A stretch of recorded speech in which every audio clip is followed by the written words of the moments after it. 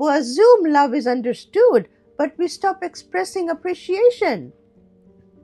And slowly, emotional intimacy fades. Not because you stopped loving each other, but because you stopped being emotionally available.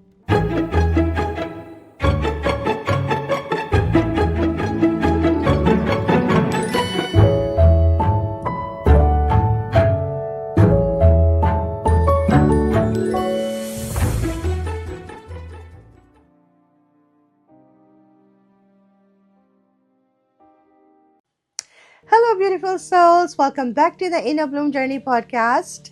I'm your host, Salma, Mindset and Relationship Breakthrough Coach. I'm a certified Mindset and Relationship Breakthrough Coach from Jay Shetty Certification School. I hope everybody's doing okay today, wherever you guys are tuning in from. Today's topic is deeply personal to me. I'll be sharing a lived experience that shaped my journey and the perspective I carry today. Disconnection slowly happens in relationships and even before you notice it. Before we begin, I want to share a quick disclaimer. This video is for educational and awareness purposes only. It is not therapy, diagnosis, or professional medical advice. It is meant to invite reflection and understanding only. And I also want to start by saying thank you. Thank you for your love. Thank you for your messages. Thank you for your support. And thank you for walking this journey with me.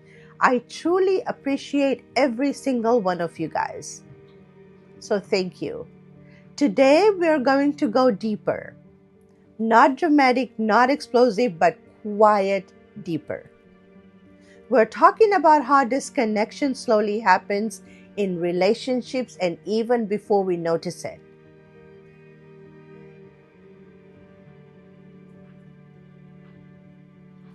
I remember once sitting across from someone I very deeply and truly loved. There was no screaming, no betrayal, no big fight, but something felt distant. The conversations were functional. Did you pay that bill? What time are you getting home? Don't forget that appointment. We were talking, but we weren't connecting. And the scariest part? Nothing looked wrong on the outside. That's how disconnection begins. Not with destruction, but with drifting. If you're in your 30s or mid-40s right now, you're likely to be juggling with a lot of things. Careers, children, aging parents, financial stress, life transitions. You're tired. And when you are tired, we default to survival mode. In survival mode, we communicate logistics, not emotions. We solve problems, but we stop sharing feelings. We sit next to each other, but scroll on our phones. I'm sure a lot of us can relate to that. We assume love is understood, but we stop expressing appreciation.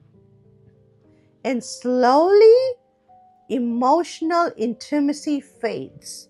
Not because you stopped loving each other, but because you stopped being emotionally available. What actually causes disconnection? Let's go deeper and talk about it. Disconnection is rarely about lack of love. It's about emotional exhaustion, avoiding hard conversations, unspoken resentment, chronic stress, missed emotional beats, and nervous system dysregulation. When your nervous system is overwhelmed, you don't lean in, you shut down. You become reactive or withdrawn. You interpret tone as attack. You assume the worst. And instead of repair, You create distance. Small comments can go unaddressed. Small hurts go unspoken. And unspoken resentment becomes silent withdrawal. That's the rabbit hole. The subtle shift. Here's something most people don't realize. Disconnection doesn't happen in one moment. It happens in missed moments. When your partner says, I had a rough day, and you respond with advice instead of empathy. When they reach for your hand and you're distracted. When they express frustration and you defend instead of listen. These are small, but over time they accumulate, and emotional safety erodes quietly. The truth most couples avoid. Sometimes disconnection happens because we are afraid. Afraid of conflict, afraid of vulnerability, afraid of saying, I feel alone even when I'm with you. So we keep it surface. But surface relationships eventually feel empty. And then people say, we just grew apart. No, you just didn't grow apart. You stopped tending to the connection. The awareness shift. Let's talk about that. Here's the good news. Disconnection is not failure. It is feedback. It is your relationship saying, something needs attention. And awareness is the solution. Not grand gestures, not expensive vacations, not forced date nights. Awareness is the key.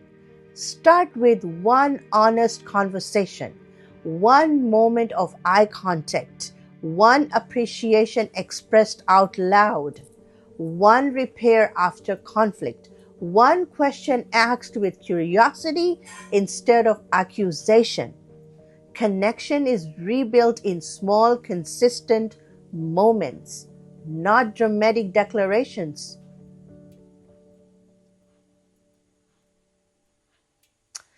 Personal accountability layer. And this is important, so let's talk about it. Before you point at your partner, ask yourself, am I emotionally available? Am I regulating before reacting? Am I listening to understand or listening to respond, like most of us do? Disconnection is rarely one-sided. It's a dance, and healing begins when one person becomes aware enough to change their steps. For those quietly hurting, if you're watching this and feeling a lump in your throat, if you've been sensing distance, if you've been feeling unseen, this is not about blame. It's about awareness before loss. You don't fix disconnection by waiting for the other person to change. Don't try to change people. You begin by becoming more present, more regulated, more honest. That shift alone changes the emotional climate.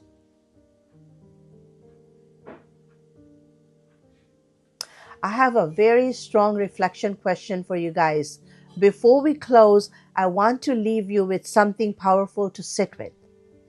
When was the last time you were fully present with the person you love, without distraction, without defense, without agenda?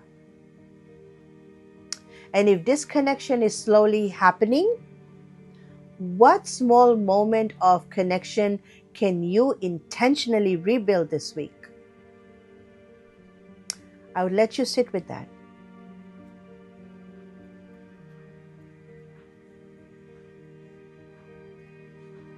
I thank you all for being here again. Thank you so much for trusting me with these conversations. If this resonated with you, please like, share, and subscribe to my channel so we can continue walking this journey together.